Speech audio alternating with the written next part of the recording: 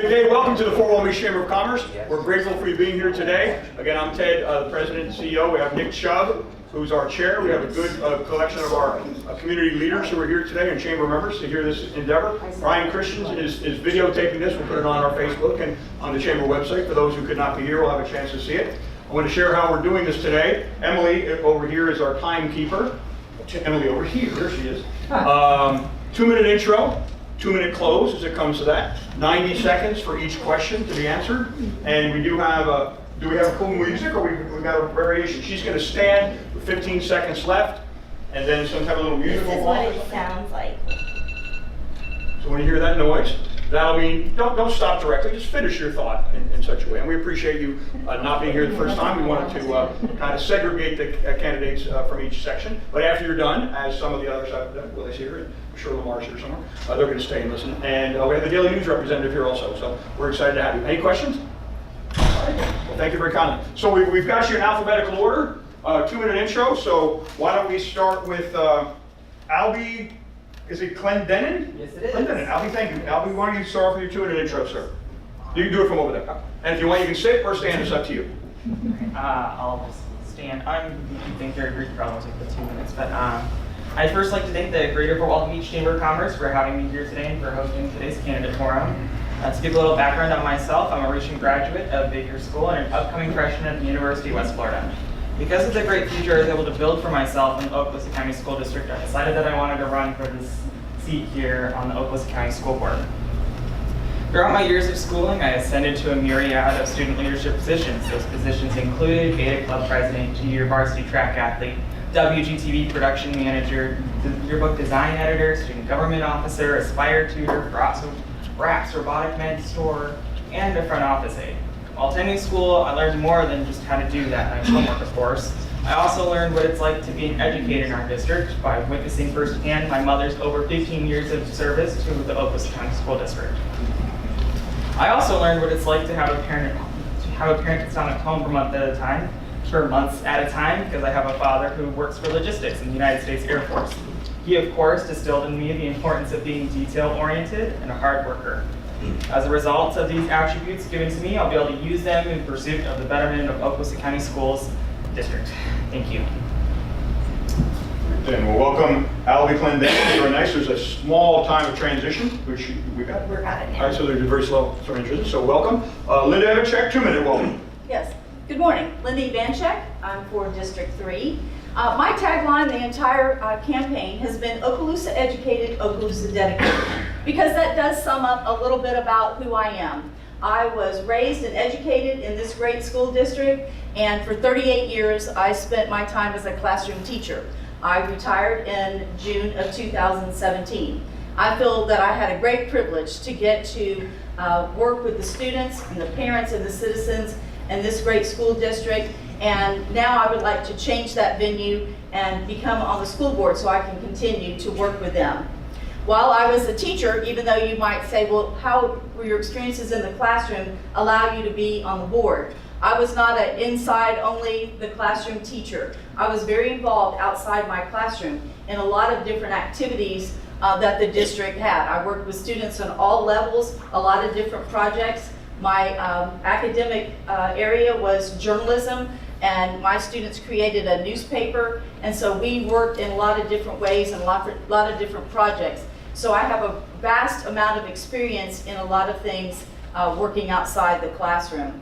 I was fortunate that my colleagues recognized me. I was this district's Teacher of the Year. I've been inducted into the National Teachers Hall of Fame. Those things, and recently in this position as a candidate, my fellow teachers and employees have endorsed me for this position.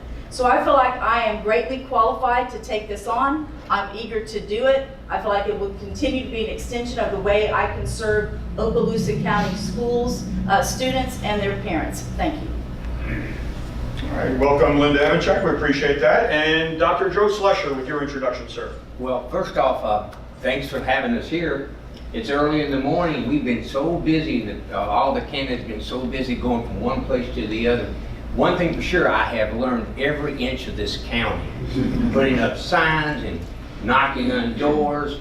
Met a lot of people that I never would have known. But let me tell you a little bit about me. I originally started in 1970 teaching up in Kentucky, and I've been here since 2000 in this school area. In 1970, I started off as a teacher. I wound up being a coach, a guidance counselor, a student affairs liaison. In 1974, we had busing in Kentucky, made national news. They were turning over buses, and we had riots.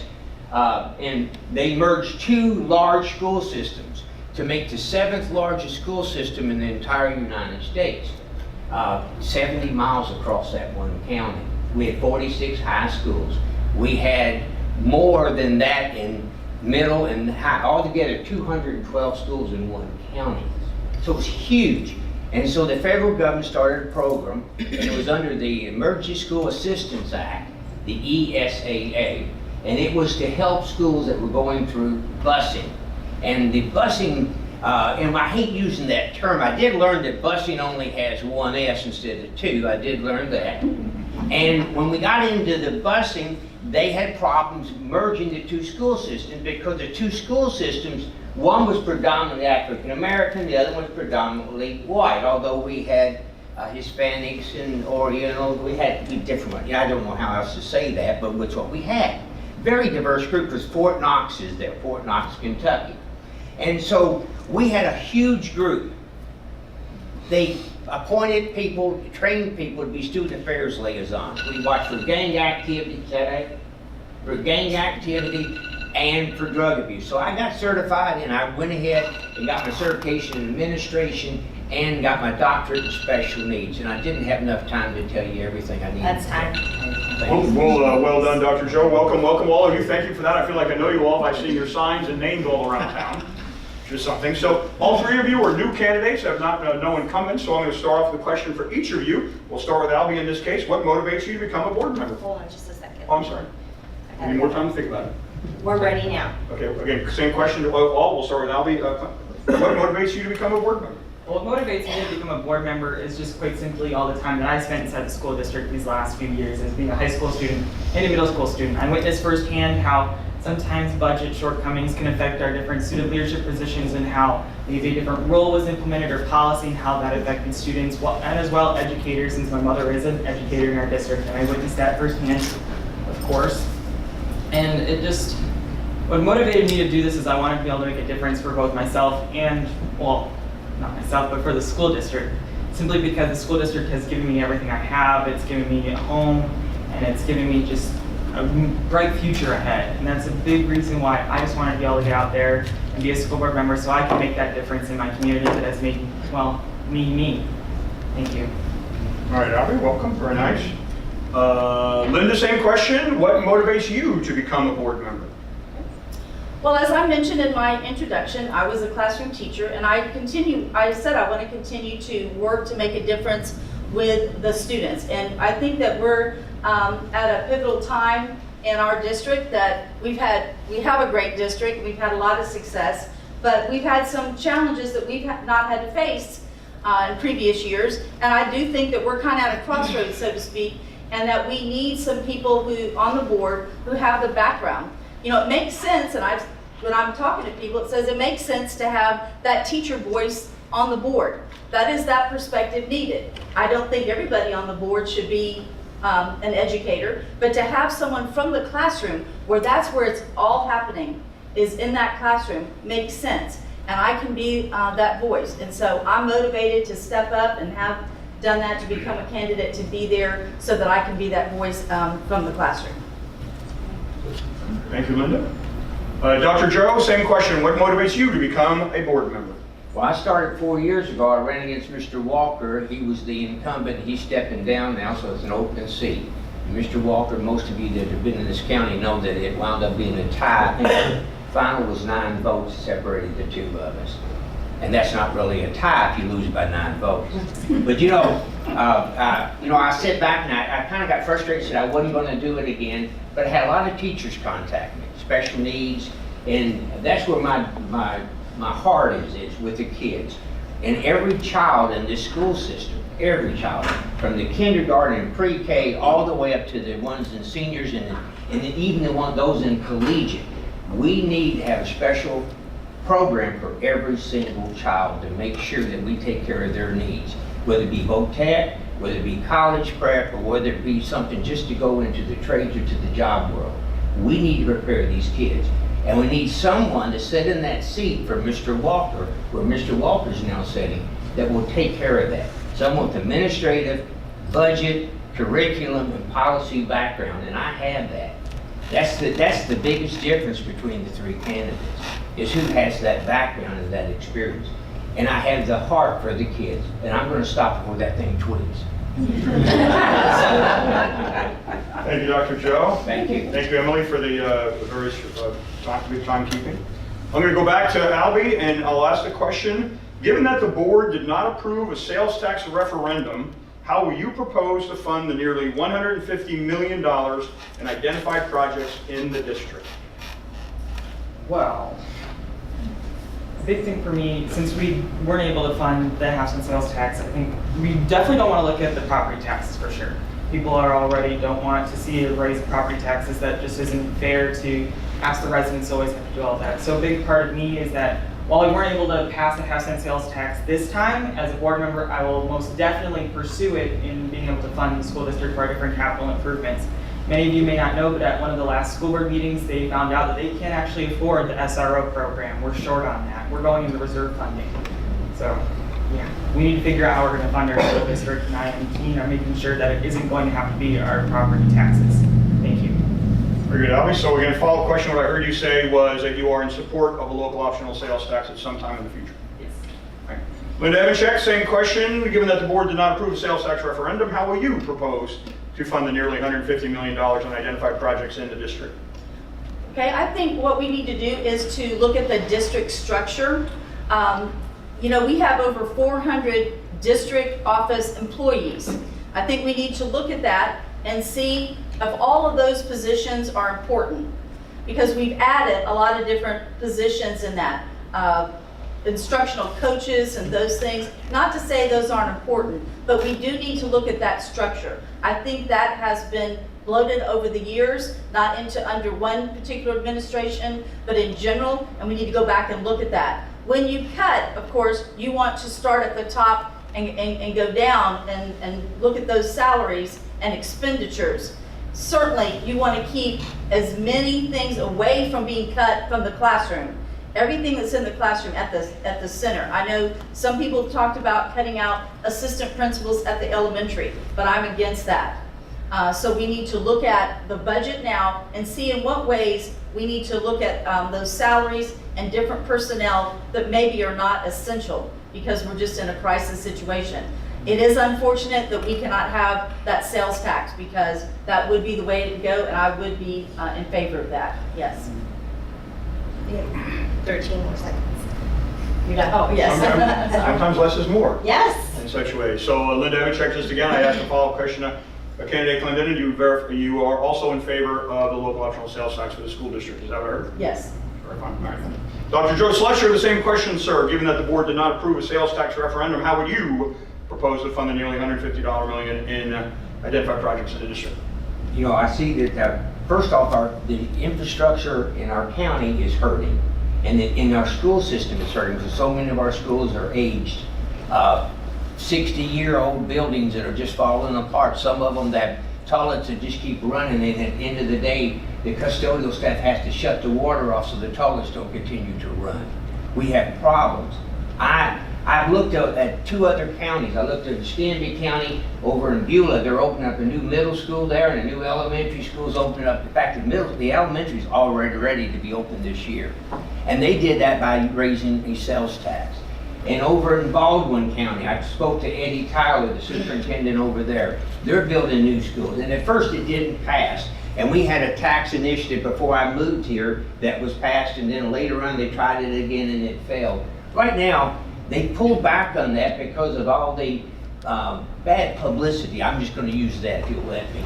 And I think that they pulled it back for a good reason. Right now they're trying to get the half-cent sales tax referendum for the county structure. We need to find a way. We can tighten our belts. There's always ways that you have your own budgets in your homes, and you know you can tighten your belt if it comes down to that. We have to find a way to get the things taken care of. Not just to build new buildings, but fix the ones that are in disrepair now and make our classrooms the very best they can be for our students and for our teachers. That's the main objective. So Dr. Joe, thank you, Emily. Dr. Joe, following up as I asked each individual candidate, are you in support of a local optional sales tax for the school district? Yes, sir. Okay, I just wanted to pin that down. All right then, very important note there. All right, let's continue. We'll go back to candidate Clendenin. What policies or policy would you propose to see enacted or changed if you were elected, and why? I would like to see a change to how we go about I'm trying to figure out how to word this. Just how we go about with having our SROs on our campuses. Right now, when it comes to having an SRO, typically at our high schools with the new policies that are set by the state, we have to have 2. As of right now, it tends to be both males. And while that may not seem to be a big deal to girls in the classroom, it really is, because then they want someone who's relatable whenever an issue comes up on campus. One thing I would like to see is to have both a male and a female SRO on our campuses instead of just 2 male SROs. Of course, that would be really hard to be able to implement, but it'd be something that I really want to pursue because it ends up making our SROs more approachable to both sides of our students. And of course, I want to be able to see an SRO on Laurel Hills campus. Their campus is huge. They deserve a second SRO just like every other secondary campus here in Okaloosa County. Thank you.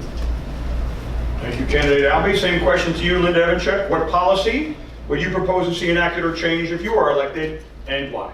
Yes. Well, what I would like to see is a 3-pronged approach to school safety. We talk a lot about hardening of the schools, which of course talks about infrastructure and so forth. And of course that is important that we do that, the one way in, one way out and so forth. But I think that all of that is external, and we need to look at some internal things in schools. Having worked with particularly teenagers for so many years, I think we need to look at more mental health counseling. Our current school counselors are academic counselors, so to speak. Not to say that they don't work with students when they have problems, but we need to have more trained mental health counselors in our school so that those students, we need to work with the community. We have Mental Health Association. We need to work with community sources to help look at the problem, because just trying to keep the bad guys out is not going to get it. So I would work on that approach as well. In addition, we need to work on changing the culture inside our schools.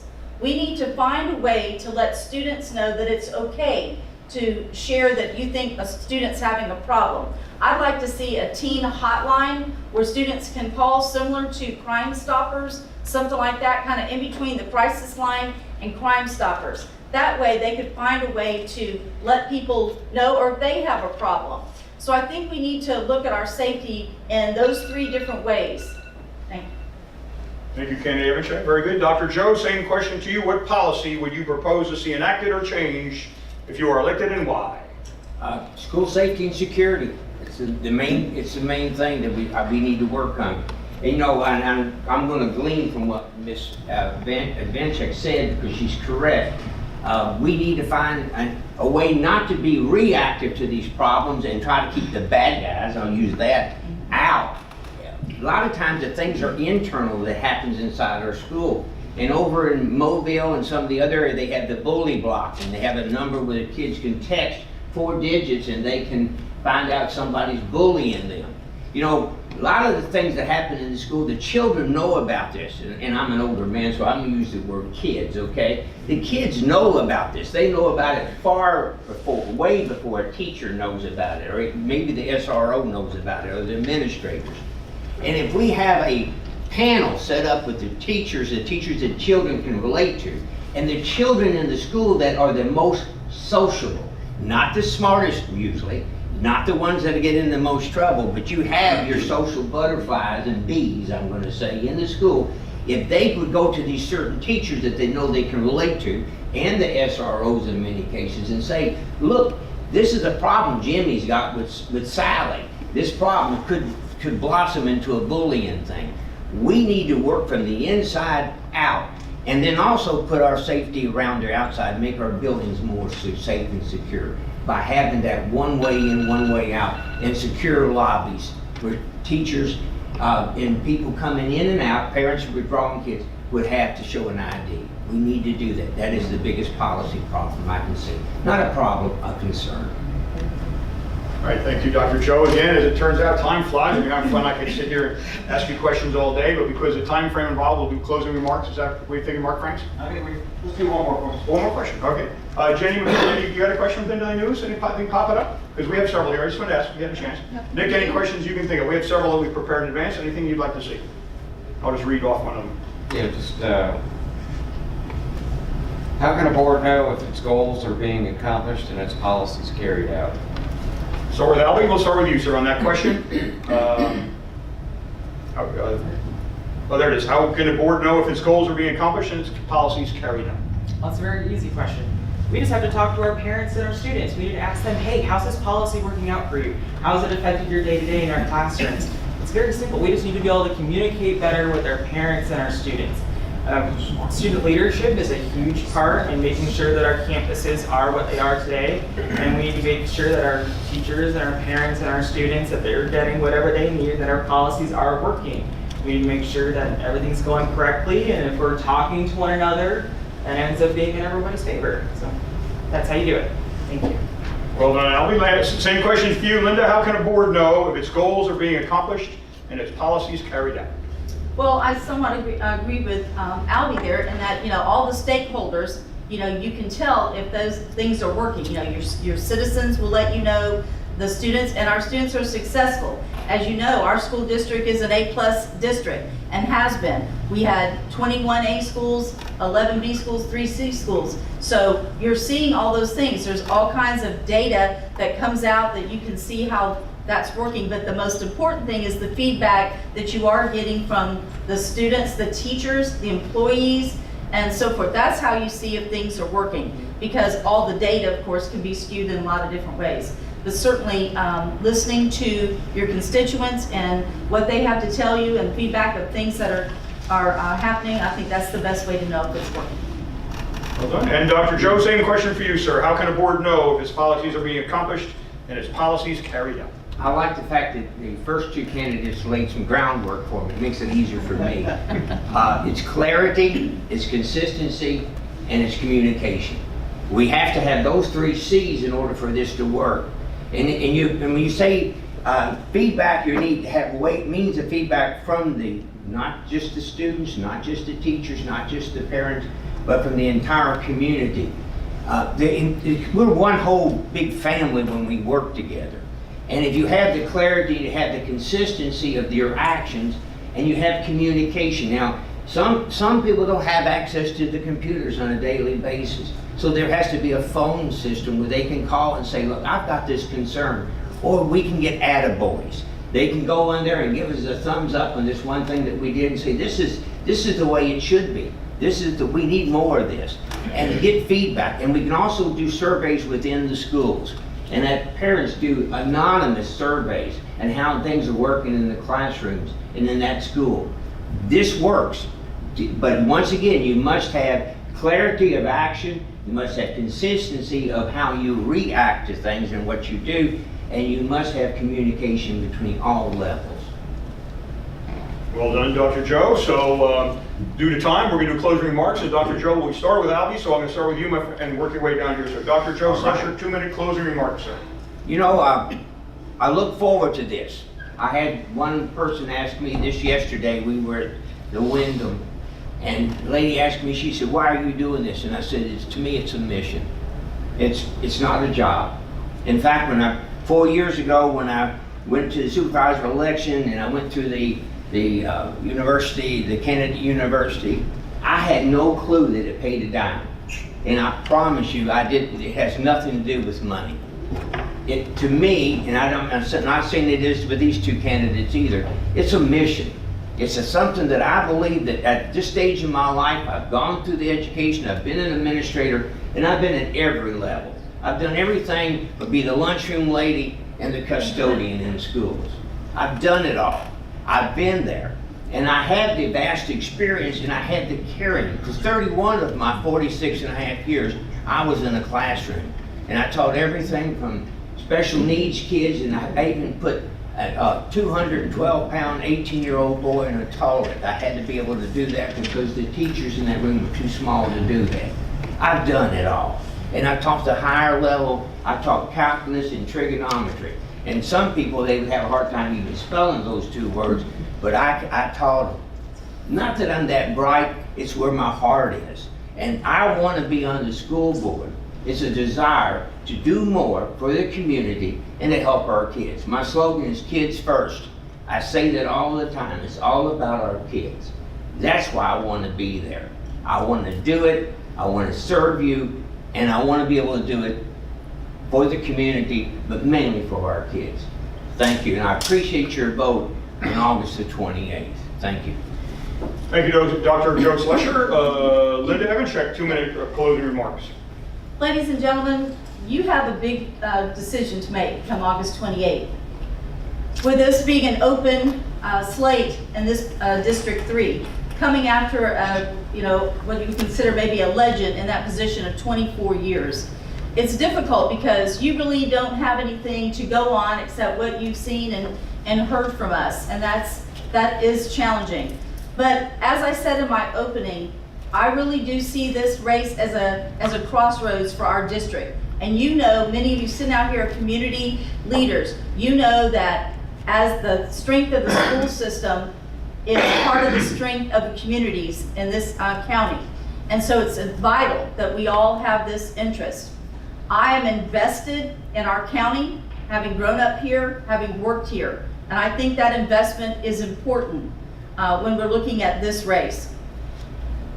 Many of us in this room were educated in the 20th century, which was great. But in the 20th century, the goal of teaching was assimilation of information. And we did that, and we're continuing to do that. Students coming in another generation, our current generation in this century, they are not just assimilating information. They have information at them just like we do all the time. We need leaders in our education, our school boards, who have worked with students in the 21st century to help them navigate this, to help them understand how to use this information for their best interest. I can do that. I've worked with students in this century. I know what their needs are. I know what the curriculum is. So I'm asking that you please elect me to continue to do what I can do the best for the students of Okaloosa County. Thank you. Thank you, Linda Evanchek. And candidate Albie Clendenin, 2-minute closing remarks, sir. I'd just like to say that I am a 21st century student in the 21st century. And that means that there's a lot of different technology coming at us. There's a lot of things are completely different from when they were coming out of high school. And of course with that, I mean, I did just graduate this year, so it is pretty different. So. And with our Students' Day, we have a lot of different fears when it comes to being in school. We fear being buried by student loan debt. We fear not having the skills we need to be able to do vocational work. We fear not having the ability to be able to pursue a job or a career. We have the fear of not being in a safe school half the time. It's just, there's so much going on right now. And I think that with me being a 21st century student, you get that 21st century perspective, those 21st century ideas. My generation is the future, and that's exactly how I'm looking at things when it comes to the Okaloosa County School District. I'm looking forward, not backward. And that's exactly what we need to do. And when it comes to me, I'm going to be for you, I'll be there for you. Yes, it's my name. And it's a really big deal. You have a big choice on August 28th. There's 3 completely different people, and I think you're going to want me on that board because I bring that unique perspective. I also bring my love of puns, so hopefully I'll be able to lighten up that sparse boardroom. Thank you, everyone. All right, well done, candidates. On behalf of the Chamber of Commerce and the community, we're honored for you committing your time and efforts from your family, et cetera, to run for this position. So we thank you for that. You're welcome to take your table tents for your desk if you'd like, as a little souvenir from tonight. And you're welcome to stay in the room if you'd like and listen to the next candidates. We're going to take Thank you. a photo. You have to get a photo, Mark Franks and Nick Chubb. Photo. We're going to take about a 3-minute break, folks. We're going to start here, hopefully at 3 minutes, and we'll go as quick as we can. We're honored to have you standing around. Thank you very kindly on behalf of the Chamber of Commerce.